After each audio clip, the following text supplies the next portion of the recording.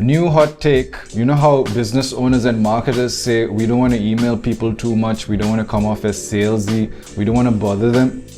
That is outdated thinking, given where the nature of the market is and where people's mindset is at. It's a type of limiting belief that won't produce the comm strategy that you want to get retention, to get loyalty, post-purchase.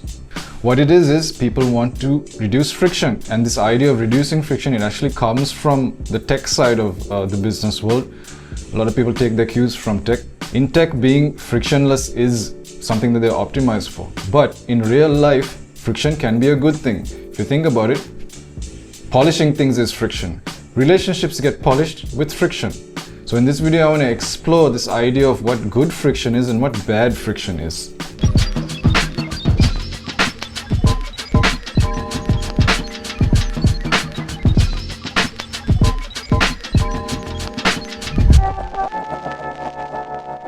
We are Dropkick Copy, Olympic level direct response marketers, World Federation champions. Our oversight translates well to all levels of the funnel, but it's the bottom of the funnel where retention exists that interests us the most. There's a link in the description box below where you can watch my business partner interview past clients, but first finish watching the rest of this video. On your screen, you should see two posts from X. The first one is from somebody named Divya. Her post went viral a little bit. In it, she says, "Annoyance is the price you pay for community." The other post you see is from somebody called Jason Fried. He's a developer, product designer. I think he's in software and stuff. He's an entrepreneur. He basically says friction can be a feature. It helps people slow down and think about things a little bit. It's a type of counter signal, isn't it? It's contrary to what people would have you believe. And we as Dropkick Copy, we've thought about this, and it's kind of true. You know, in communications and marketing and such, you'd think that having more friction is bad, but there is some truth to it. There is a good type of friction and a bad type of friction. Bad friction would be anything that makes it harder for the audience to get what they want, like bad copy, endless forms, or some sort of message that calls for their attention without improving clarity. Good friction would be any kind of extra step that makes things better for people in the long run, like a check-in. You check in with people, here's where you're at right now. It would be sort of a form that helps people get more personalized information the next time you reach out to them. It could be a prompt to cause people to stop and think about what they're doing. So that's an outdated type of thinking that all friction is bad. The reality is closer to what Divya said. People will put up with a bit of annoyance, a bit of friction for the sake of community. It's necessary because the rewards of being in community are much greater.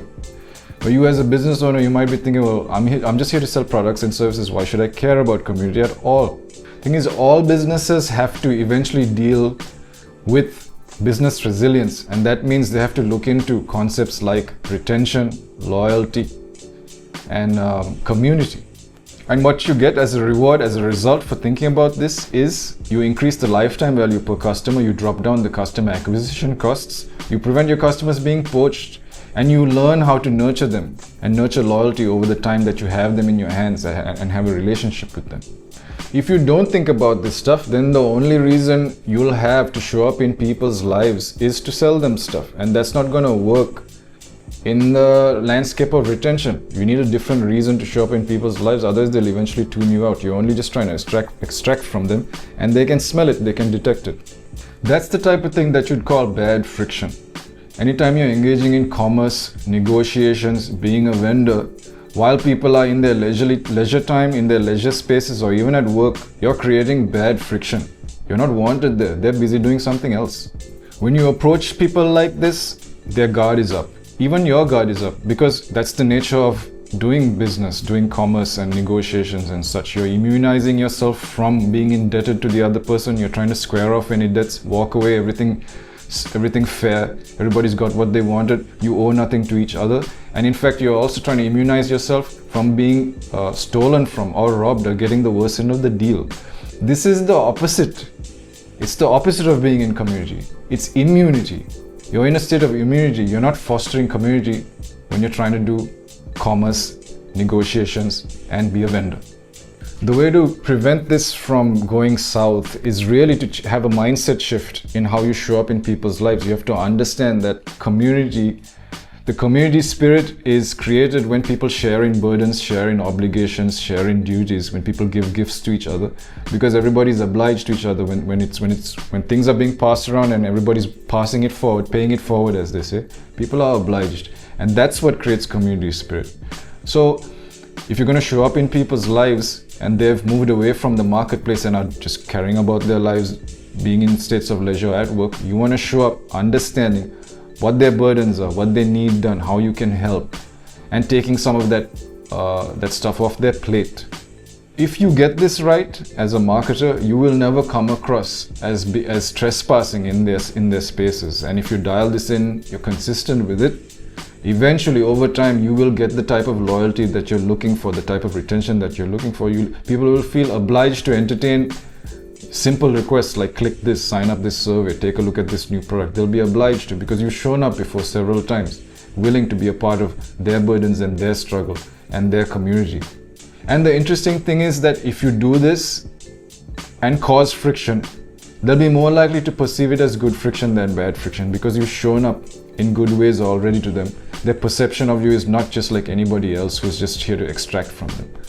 So in practice, what does this look like? Well, since we're talking about retention, we're talking about retention at the level of email, SMS, and chat. This is where you can have honest conversations, nurture people, and make small requests.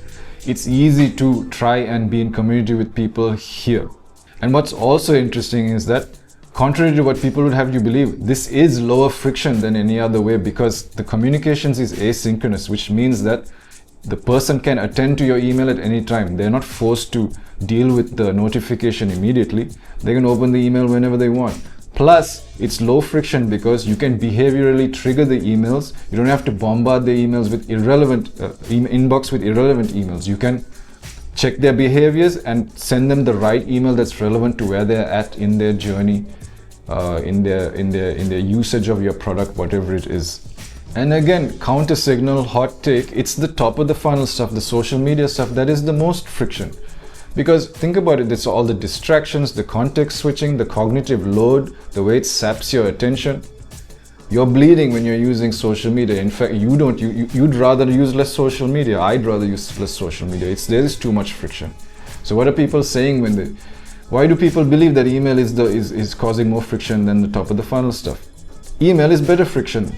Let's go with some examples. First one, let's talk about post-purchase emails. Usually you just send it's like transactional in its nature. You'd say, hey, thank you for buying the thing. Here's the tracking link. Here's when it'll be delivered to your doorstep. And then you might try to cross-sell them on something. If you reframe your mindset around community and sharing burdens and such, you would do something different, right? You'd maybe offer them, you put a quiz in front of them or a questionnaire in front of them, trying to get a bit more data, and you'd use that to personalize future outreach to them, future comms to them, for their benefit. It seems like friction, but it's for their benefit. Another thing you can do is any link that you provide as a follow-up after the transaction should lead to something that is for their benefit, something that makes the usage of the product more fun, more engaging, more interesting, more fruitful. So that's a good type of friction. Example 2, let's talk about renewals for a subscription. Some people, you know what they do? They don't even let you know you're going to be billed again. They don't send you a notice. They just let you get billed. In their mind, they might be thinking, hey, we're causing less friction for us, less friction for them. But really, if you reframe your mindset around community, you do something else, like help people.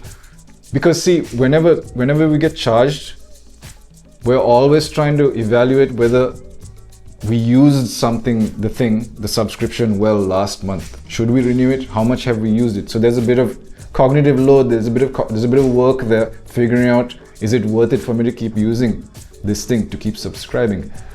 You could help them with that, showing them where they're at with the product. If it's a subscription, like a SaaS business, what features have they used? Here's what you've accomplished so far. If you can give that piece of information to them and help them understand where they're at with the usage of the product, it would help. It'll help two types of people. The people who are trying to cancel, they'd be reminded that, hey, there's a lot of unused value here to be gained. There's a lot of value to be gained here. There's a lot of unused features here. I could maybe keep the subscription going longer. And for the people who weren't trying to cancel, they're already using it. They have no intention of unsubscribing. They'd be reminded of the use they got out of it and possibly want to upgrade. Do you see what I mean by good friction and bad friction? Friction is friction, there's extra steps. But when there's extra steps, what does the extra step yield? Is it beneficial, or is it just losing people and wasting their time? And what you can do is you can go through all your comms, your post-purchase comms, pull it out, line it up and look at it. How much of this stuff is admin stuff? How much of this is legal policy stuff? How much of this is one-way promos? And then you can look at the tone. Are you speaking just in this ministerial capacity or magisterial capacity, or as a vendor? What is the tone and what is the content of the comms? It should be leaning more towards stuff that's about sharing burdens and being part of the community, narrative, story, helping people make sense of their lives. Remember, you're meeting them when they've bought from you once, which means they've entered the marketplace, purchased from you and moved away. So it's you who's going up to them now, not the other way around. So when you enter their world, where are they at in their lives? They're in states of leisure, actually. They're either in states of work or leisure. And people default, at the end of the day, once they're done with work, done with the marketplace, they go towards states of leisure. So when you enter their lives, you have to keep that in mind. That's the context within which you enter. Your tone and what you present to them has to fit there without causing bad friction. What you want to avoid doing is sending the signal that you're only here for the benefit of extracting from them, and you're mostly indifferent or even unaware of the burdens that they carry or the context within which your product or service is being applied. A reframing is necessary if you're going to actually create this kind of resilience that you're after, this emotional loyalty that you're after, retention, community that you're after. To do that, you have to show up in their lives very conscious about what their burdens are, what they're doing, how you can solve it, how you can help them, how you can take some load off of their plate. If you can keep doing that and do it consistently and repeatedly, eventually you're going to find that these people feel obliged to you. So when you do actually have to show up in front of them as a vendor or requesting some sort of action, they'll be more willing to entertain you. They will not take it as bad friction. They will take it as good friction, the good kind of friction, the bearable friction, as Divya said.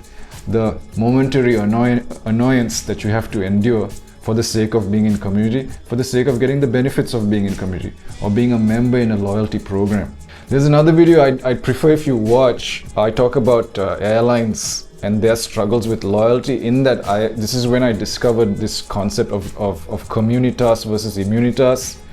And really what community means, because we have a lot of misunderstandings about community, and it's because it's thrown around as a buzzword. People don't really know what they're doing when they're trying to build community. They make a lot of mistakes. It's because they haven't figured out that the munus part of community is the important part. I'm not going to break that down in this video. Go watch that video. I'll have it in the cards at the end of this. Check that out. And yeah, until the next one, take it easy.